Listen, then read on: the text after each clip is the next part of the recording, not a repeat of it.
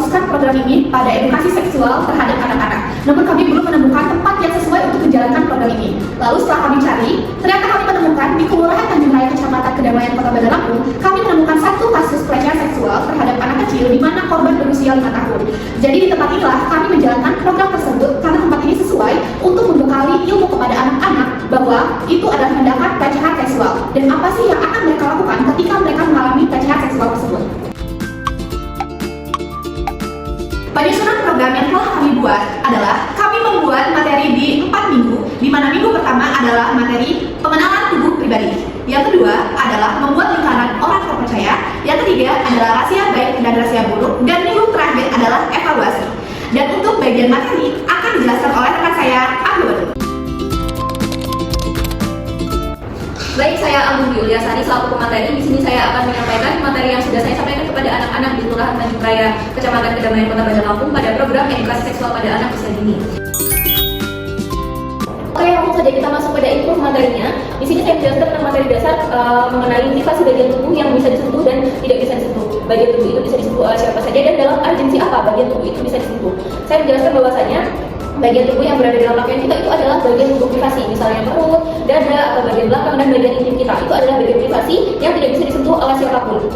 Tapi saya di sisi lain juga menjelaskan bahwasanya bagian itu bisa disentuh oleh orang lain. Misalnya ketika anak sudah mengalami sakit perut, dokter itu akan mengobati perut si anak itu. Seperti yang sudah saya sampaikan tadi pada materi di minggu pertama, saya sudah menyampaikan tentang bagian privasi tubuh anak yang bisa disentuh dan tidak bisa disentuh. Setiap materi saya memberikan alasan kenapa hal itu tidak boleh dilakukan. Korban pelecehan seksual itu memiliki traumatis bahkan kepada ayahnya sendiri ketika ayahnya menyentuh bagian privasi mereka, karena ia teringat bahwasanya bagian itu pernah disentuh oleh sembarang orang ketika dia mengalami pelecehan seksual. Oleh karena itu adalah yang melatar belakangi alasan kami memberikan materi pada minggu pertama, yaitu tentang bagian tubuh privasi dan dalam urgensi apa tubuh itu bisa disentuh oleh orang-orang yang tidak kita kenal. Untuk materi yang kedua, kami membuat tentang lingkaran orang terpercaya dan bagaimana cara membentuknya. Sudah saya jelaskan sebelumnya bahwasanya pelaku pelecehan seksual tidak hanya berasal dari orang luar saja, tetapi orang terdekat kita bahwa itu bisa melakukan pelecehan seksual pada anak-anak, misalnya orang tua atau teman dan kerabat kita itu bisa melakukan pelecehan seksual. Saya akan menjelaskan bagaimana cara menghindari pelecehan seksual itu dengan cara membentuk lingkaran orang terpercaya. Nah, untuk membentuk lingkaran orang terpercaya itu bisa dimulai dari lingkup keluarga. Anak-anak bisa mendekatkan diri kepada keluarga mereka dengan cara bercerita tentang keseharian mereka, terus kejadian buruk apa saja yang bisa disampaikan kepada keluarga mereka. Intinya anak-anak itu tidak boleh bersifat individualisasi. Mereka harus sering mendekatkan diri kepada keluarga kita sehingga ketika anak-anak mengalami pelecehan seksual itu mereka bisa bercerita kepada keluarga mereka. Jadi keluarga mereka itu ketika anaknya mengalami masalah tersebut bisa langsung lapor kepada pihak yang berwajib atau KPAI, Komisi Perlindungan Anak Indonesia. Kami menjelaskan tentang KPAI itu kepada anak-anak supaya ketika mereka mengalami pelecehan seksual mereka tidak ragu atau tidak takut untuk melaporkan kepada orang tua mereka atau pihak berwajib. Materi di ketiga ini adalah mengenai rahasia baik dan rahasia buruk. Rahasia baik dan buruk itu perlu diketahui anak-anak bagaimana cara membedakannya dan bagaimana cara mereka menyamakan rahasia itu. Saya menyampaikan kepada anak-anak bahwa contoh rahasia yang baik itu bagaimana, contoh rahasia yang buruk itu bagaimana. Misalnya kalau rahasia baik itu contohnya seperti kabar ulang tahun atau kabar kebahagiaan yang didengar oleh anak. Jika rahasia buruk itu contohnya seperti pembahasan kita ini, misal anak mengalami pelecehan seksual. Pelecehan seksual itu bentuknya bisa apa saja, entah sentuhan atau mereka mendapat ejekan atau olokan dari temannya yang sudah menyinggung bagian intim, itu sudah termasuk dalam pelecehan seksual.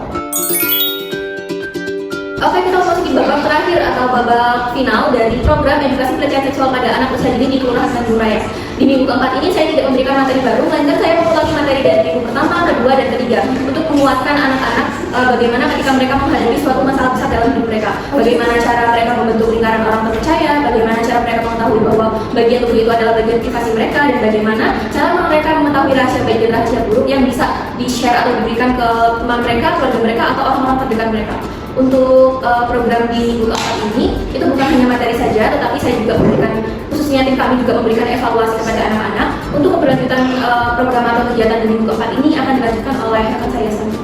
Perkenalkan, nama saya Devi Angelina Putri Nababan sebagai penanggung jawab games. Pada minggu pertama, kami memakai game sentuhan aman dan tidak aman, yang dimana fungsinya supaya anak-anak paham mana yang boleh disentuh dan tidak boleh disentuh. Pada minggu kedua, adanya game lingkaran orang yang terpercaya, yang dimana fungsinya anak lebih tahu mana orang terdekat mereka yang bisa mereka percaya ketika mereka merasa aman dan tidak nyaman.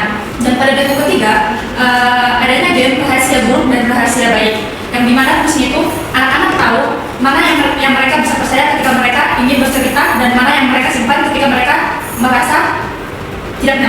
pada minggu keempat adanya game, cara melapor dan adanya praktek langsung dari aktor supaya anak berani berkata tidak dan anak-anak mampu melapor ke orang terdekat ketika mereka merasa tidak nyaman.